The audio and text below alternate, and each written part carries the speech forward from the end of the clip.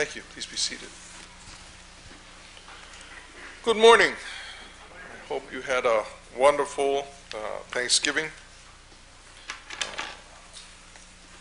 We had an opportunity to go down to Los Angeles for a couple days. We drove down on Wednesday, came back on Friday, and got to see relatives. So that was always a nice part of the holidays, is that you get to kind of spend some time, take time out and spend time with family and friends. Not all of us are able to do that. Certainly some of our relatives are far away, and we are unable to meet them.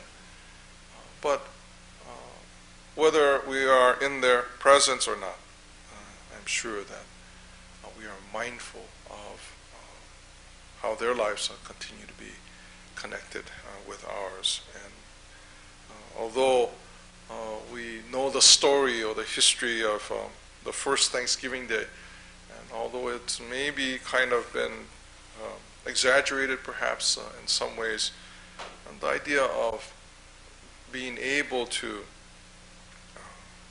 have our lives sustained by others is something that is certainly, when we're mindful, that we are aware of.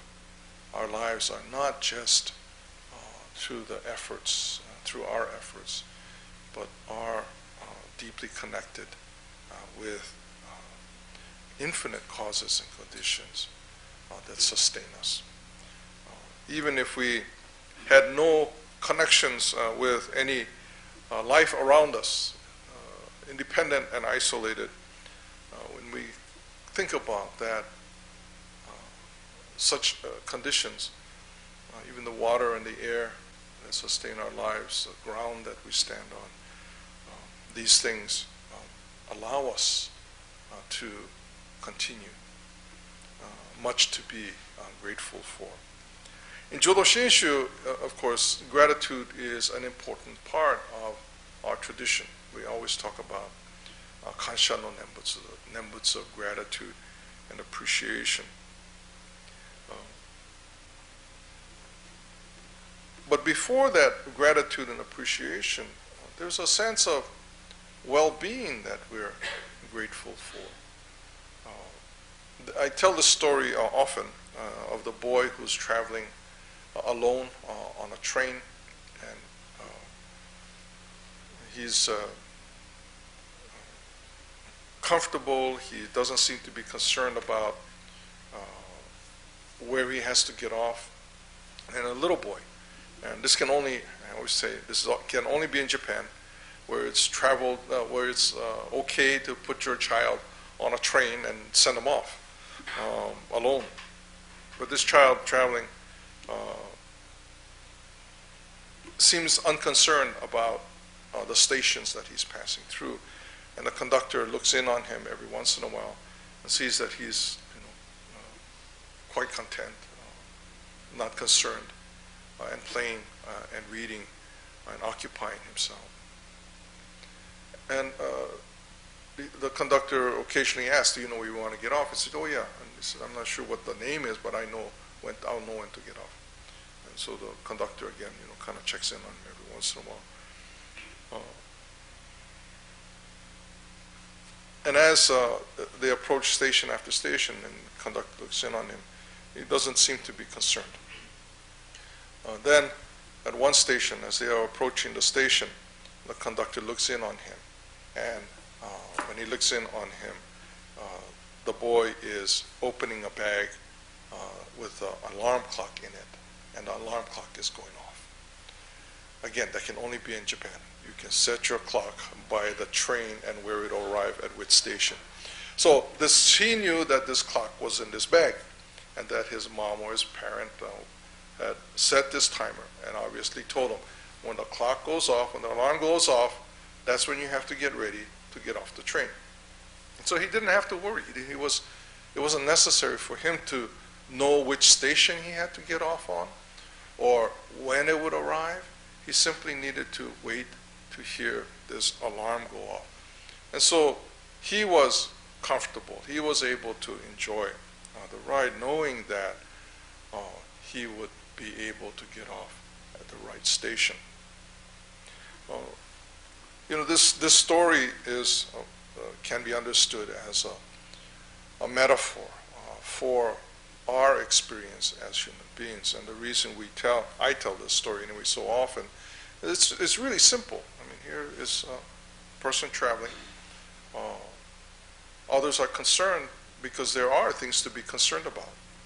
Where to get off, whether you know how to get off, whether you're safe, or all of these kinds of concerns that would normally occupy our mind looking at a little boy traveling alone. But the boy is unconcerned.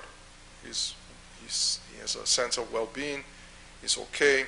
He knows that everything is taken care of. And the reason he knows that is because he has this reminder already planned for him by his parent that will take care of the concerns, these other concerns that people have for him. And when I think about this story, the question is, what are the things that would normally concern us in our, if we look at this as a big story, this journey that we all travel on, this train ride that our lives are a part of. What is it that concerns us? What is it that, in our mind, are the things that we have to worry about? The conductor, expresses that. The conductor represents all of these kinds of concerns that might occupy our lives. But the boy is comfortable. He's at ease, knowing that he will be able to know when to get off the train. And this parent that provides this awareness to him represents this something that provides us with a sense of ease, that provides us with the knowledge that we can pass through this and things will turn out all right. In Jodo Shinsho, again, the Nembutsu, we often refer to the Nembutsu as a Nembutsu, Kansha no Nembutsu, Nembutsu of gratitude and appreciation. And it is for the assurance that we too will be able to experience enlightenment, that we will be able to resolve the difficulties that we experience as human beings. The difficulties that, like this boy, not concerned of, because it's already taken care of. The most difficult thing, getting off at the right time at the right station, is already taken care of. In our case, the difficulties that we experience, resolved through enlightenment, is already taken care of, already assured. We experience all kinds of things in our lives. In Shinan's time, I'm reading this book called The Nun Eshini, and Eshini is Shinan's wife. And these letters that make up, the translations are contained within this book, and then the description of these, explanation of these letters by James Dobbins gives insight into not only Shinran, but also, and I think just as importantly, the historical context in which Shinran lived. What was his life like? What was his experience? What was the experience of the people who lived in his time? What were their lives like?